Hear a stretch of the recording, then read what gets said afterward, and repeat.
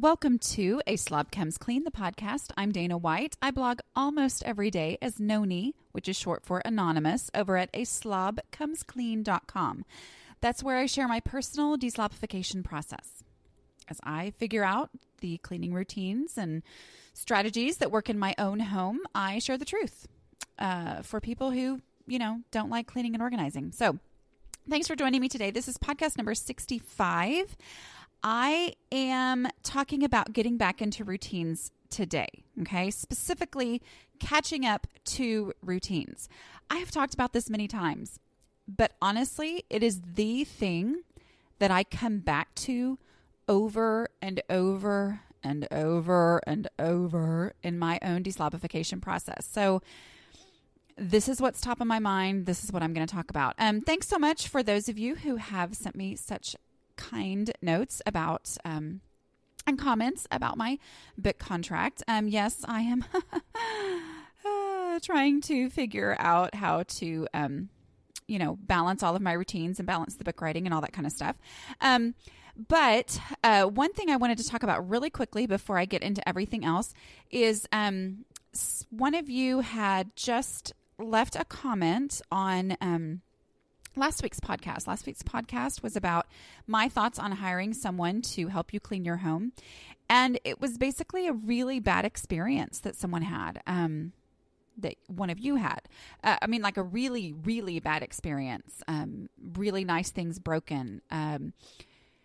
Just concerns about that kind of stuff. The only times that I have personally hired someone to clean my home, or I know my mother started hiring someone to clean her home. Oh, I don't know. I think it was after my brother graduated from college or something. Anyway, but when she did that, kind of her experiences, it's not always easy to find someone. The two pieces of advice that I would give from what I have understood in my own very extremely limited experience, which you'll have to listen to that podcast if you want to know about my experience, but is number one, I would be in the same room with them the first time that they're there. Most of the people who I talk to who love their cleaning people will say, now I leave, but it's 6 months later that they've been coming to my house, and they would be there and be in the general area so that they could see what was going on and all of that. Obviously, for some people, that's really uncomfortable. So that might be something that keeps you from doing it. The main thing I would say is asking people who who've used somebody for a long time and really like them. Obviously, most things in life, a personal referral is always going to be the best way to find anything. And especially when you're talking about someone who's going to come into your house and touch your stuff and possibly, anyway, just to make you feel better. Those would be the two things. I would say don't leave them alone the first time if this is a concern of yours, okay? But the other thing would be to, get a personal recommendation from somebody who not just from, calling them on the phone or whatever. And you may know people who use a service. You may know people who use an individual. But anyway, okay, so we're going to talk specifically, though, about catching up to routines. This podcast is brought to you by 28 Days to Hope for Your Home, my ebook that will help you develop basic routines. So the routines that we talk about today, I'm not going to hold anything back, but if you want to be talked through them day by day until they finally start to make sense and they finally don't feel like you're swimming through Jell-O, 28 Days to Hope for Your Home is written for that exact purpose, to talk you through it. Okay. Don't forget, too, that you can go to aslobcomesclean.com/connect to find all of my social media channel links so that we can connect all over the internet. Also, aslobcomesclean.com/podcasts with an S is where you will find the links to today's show notes for this specific podcast number 65. Okay. I think it is 65, right? Well, yes, it is. Okay.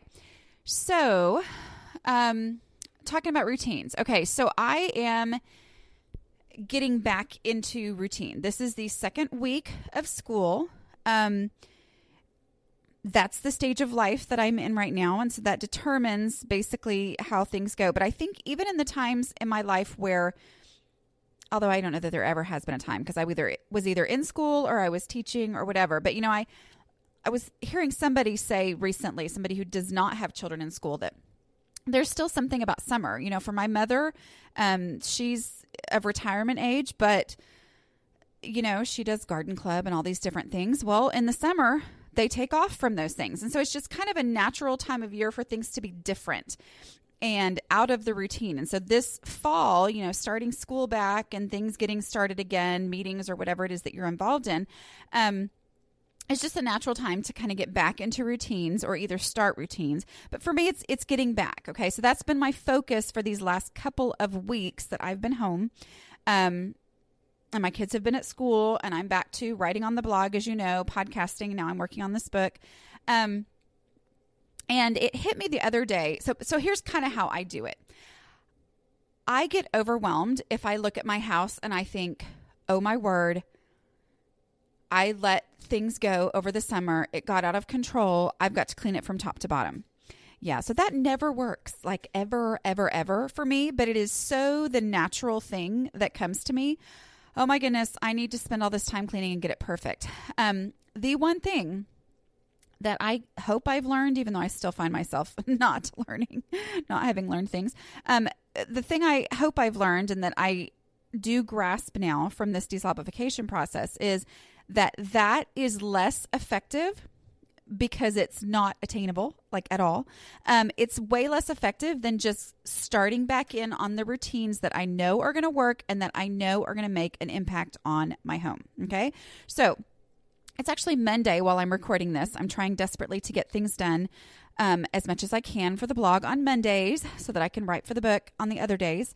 So perhaps you can hear kind of this little knocking sound, and that is my dryer going because it is laundry day. Now, I pretty much kept up with laundry day over the summer. But guess what I need to do every single Monday, whether I've kept up with it or not, or let it go? I've got to do laundry day. That's just, it kind of gives me this thing to go, instead of running around the house with my, chicken with my head cut off, that kind of thing, going, oh, what do I do next? What do I do next? I say, okay, I know it's Monday. I know I do laundry today. That's just how it works. I know I've got to run my dishwasher every night and empty it every morning. Well, I've probably 4 days out of the last 7. Today's Monday and it started last Monday. School did. I have run more than one load of dishes. I don't know how, but it's like getting behind it all means that, I don't know. It just, one load doesn't cut it, but it's like I run an extra load when I could, and getting it to the point where now I'm able to generally do one load a day and it keeps everything under control. But I had a sink full, actually a side. I have a double sink. One of the sides was full of baking sheets, like cookie sheets, that you cook frozen French fries and frozen pizzas and all that kind of good stuff that, my kids live on in the summer for lunches and all that kind of stuff because they like to make those things for themselves, and sometimes for me too. But so those baking sheets were used a lot in the summer. I mean, a lot. Well, my dishwasher we need to get a part replaced that allows the top rack to be adjustable. Right now it's not adjustable. And so I can't put anything big in the bottom. Well, those cookie sheets are big, or baking sheets, whatever you want to call them. They're big. And so I haven't been able to make those a part of my daily regular dishwasher running. And so they have I use them all. I mean, that's how it goes. If I'm not running it every day, then it's like, oh, this isn't clean. Well, let me grab the other one that is clean, and let me grab the next one that's clean, the next one that's clean. And all of a sudden I have 4 or 5 and they're all dirty. Every single one of them are. And then I'm overwhelmed because there's this big pile of dishes in my sink. See, that's how it all works without the routine. So I had all of my baking sheets completely dirty, and we would the kids knew, pull one out, hand wash it, and use it. Anyway, so as my slob vision cleared a little bit, summer's over, I'm getting back into routine, I'm getting things, kind of getting some traction. I look at them and go, oh, okay, yeah, if I would actually wash all of those, because I don't use them all in one day, I use one a day, or I did in the summer. I'm not even anywhere near doing that now. But if I would wash them and then just use one, and then I only have one to clean, and then it's not overwhelming. So it's just getting back into that. So washing all of those baking sheets, which took a whole, 7.5 minutes maybe. Anyway, washing all of those and getting them getting them dried, getting them put away, so that now I really truly just have 1 day's worth of dishes. And when I can keep it down to an honest 1 day's worth of dishes, then the routine of doing the dishes every night, putting them away every morning, keeps the kitchen under control. And not just under control, but actually looking kind of pretty. Yeah, like, oh, look, my kitchen looks nice. Every time I've walked in there this morning, I have had this little thought in my heart and in my head, because I look and I go, oh, my kitchen looks so nice right now. And it's because it only took me a couple of minutes to do it, because I didn't have that big sink full of things I was putting off. Okay. So my point is, when I'm catching up to the routine, it's catching up to the routine. It's not catching up to the perfect house, because I used to think, okay, well, I have to catch up to a perfectly clean house. No. I'm probably never going to attain that, but a livable house happens when I am on the routine. So whatever I need to do, I look around and say, okay, what is the thing that's keeping my routine from having the impact that I know it can have? Is it this one pile of clean clothes that I'm actually looking at right now that I never took out of the dryer after laundry day last week? And so even though I had my routine going and, folded everything out of the dryer, that last load I never did that with. And then I needed to get started last night. And so I just threw it on the chair. It's like, okay, the routine is going and I'm not making more mess. I'm not adding to the craziness of the house, because I am folding every load as it comes out and putting it away right away. But the catch up part of it, which is just part of life, is not to having everything perfect. It's to, okay, what is this one thing that's keeping my laundry routine that I already know works really well? What's keeping it from having the impact? Well, it's this one little load of clothes that needs to be folded and put away. Okay, well, if I do that, it takes usually, 5 minutes or less. Get that done, and all of a sudden my routines have that nice, like, oiled wheel effect of really making an impact and making my home run so much more smoothly. Wow, I am really eloquent today. Okay, so it is totally, completely possible that none of that made any sense, but whatever. Okay, so my motivation and this works in with all the other things too. I've talked a lot on my blog about how in the beginning, I knew whatever I had been doing before the blog just didn't work, okay? And I didn't have it all figured out or sorted out in my head. I just knew it didn't work. And here's the way I look back at it now and I go, this is what I was doing that didn't work. I thought my house was a project. I thought I needed to get it clean from top to bottom and then maintain it, because what is the point of doing maintenance when your house is a wreck? Instead of doing that, when I started the blog and said, I don't know what to do, anything I've ever tried has never worked, I'm just going to do the dishes, I started to see the amazing impact of creating routines and maintaining routines, even though everything else isn't perfect yet.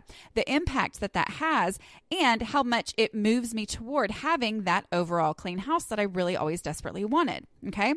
So, there's a motivation there that just naturally happens. Okay. So yes, decluttering is absolutely part of that, but you have to start with the routines.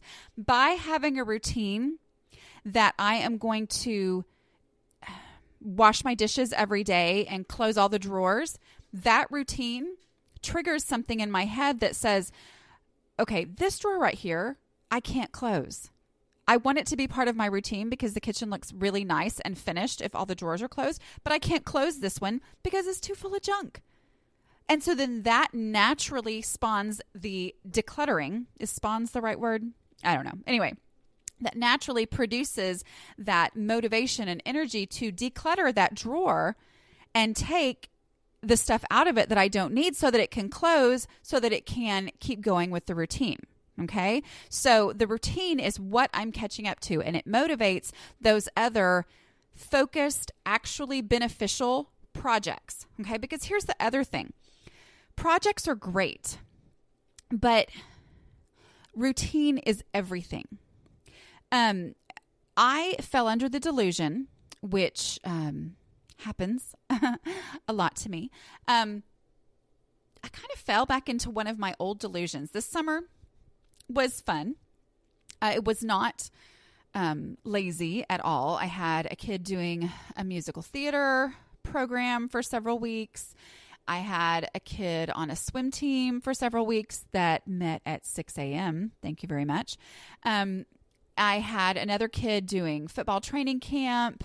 So there were lots of things going on. I mean, there were mornings where I, went one place at 7:30, another place at 8, another place at 8:45, and then back to pick up another person at 11, and then back to pick up another person at 12. I mean, it was crazy, but in the midst of that, because I was purposely taking off from blogging and being on the computer and, doing the things I do for this and all that, I would have these maybe an hour and a half where I would think, okay, this is the perfect time for me to work on my house. I have time. I've got time. I mean, this is the thing that I've always said. If I only had it, my house would be clean, magically. Now, I don't know how I fall back into the same delusion because I know it's a delusion, but it happens. So when I think, I've got time, and so I don't have to worry about those, routines that I'm so big on and everything. I'm just going to clean up my house. I'm not going to worry about the routine part of it. Well, guess what happens? I start picking up in one area, and then I take something to another, and it reminds me of something else to do, which reminds me of something else to do. And I have about 15 different things, 1/10 done each. And at the end of the time that I had all this, lovely time that was in my day, at the end of that, there's nothing to show for anything that I did. Okay. So it was just a great reminder of me that this delusion of having more time is purely a delusion. It's all about the routines, whether I have time or, amazingly, even when I don't have time, if I will just focus on these routines. So what are the routines, in case you're wondering? The routines, number one, do the dishes. I don't care how crazy the rest of my house is. I don't care how out of control everything else is. I do the dishes first. It's like magic, but not magic at all. But it's this amazing thing. If I will get the dishes done first and then maintain those, like, I don't know, the next day, do the dishes again. And then the next day, do them again when there's nowhere near as many as back when I was trying to catch up from whatever. Doing the dishes, okay? My number 2 habit in 28 Days to Hope for Your Home is sweeping the kitchen floor. It's not really about sweeping the kitchen floor. It's about seeing the kitchen floor and picking up whatever is on the kitchen floor. And it's just somehow makes this amazing difference in how everything flows together and looks in the kitchen. Number 3 is a 5-minute pickup. Okay. Like I said, all these get talked through and taught to you very slowly in 28 Days to Hope for Your Home. But a 5-minute pickup, it's amazing what a 5-minute pickup can do when it's done as a routine every single day. Okay. So where am I right now?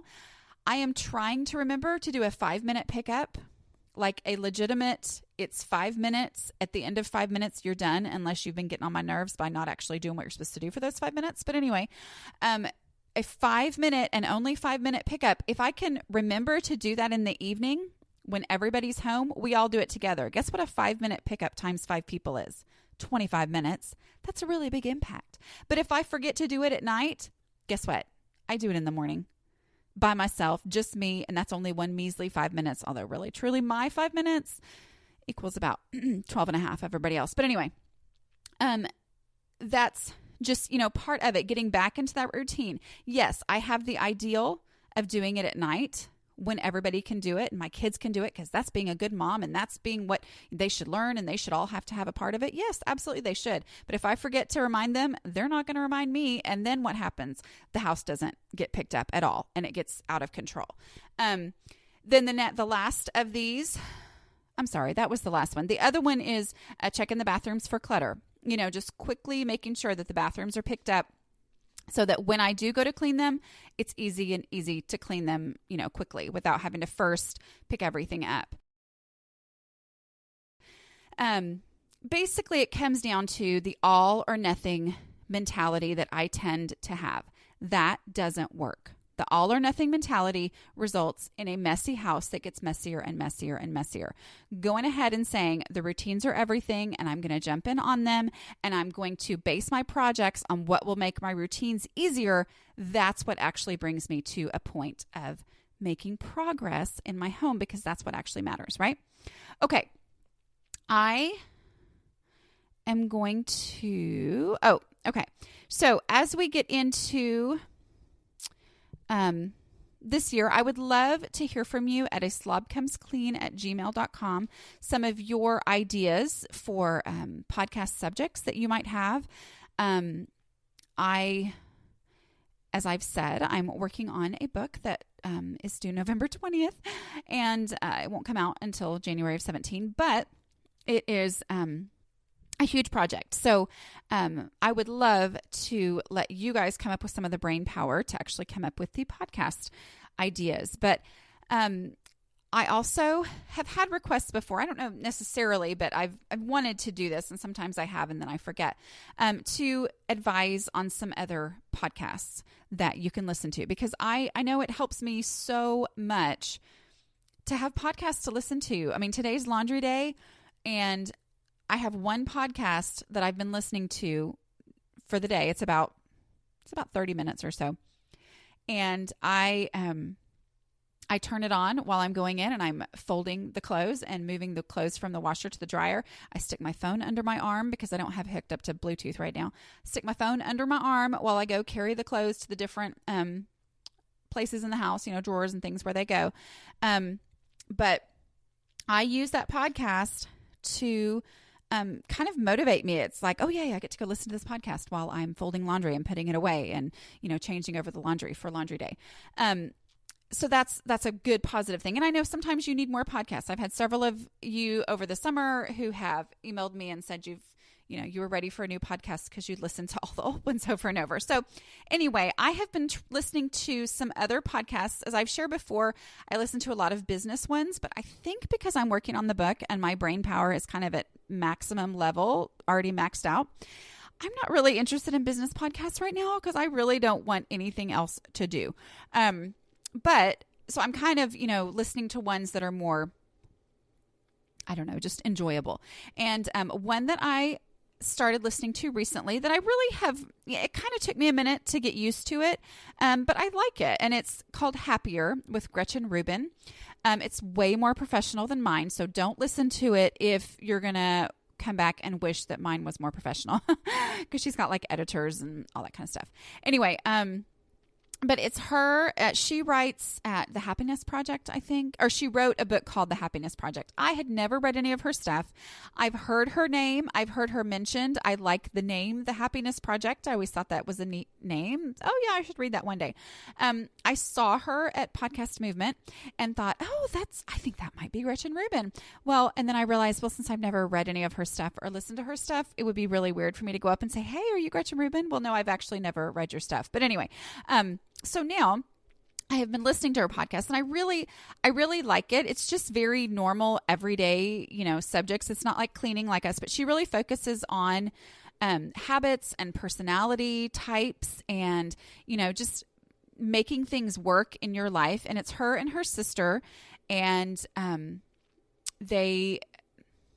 it's intellectual. I've been listening to I've tried several other podcasts, and they weren't very intellectual. And so I wasn't really excited about listening to them anymore, but the way that they speak, I really like the way that they converse with one another. So, her and her sister, and, or she and her sister, I don't even care. Anyway, so that is Happier, Happier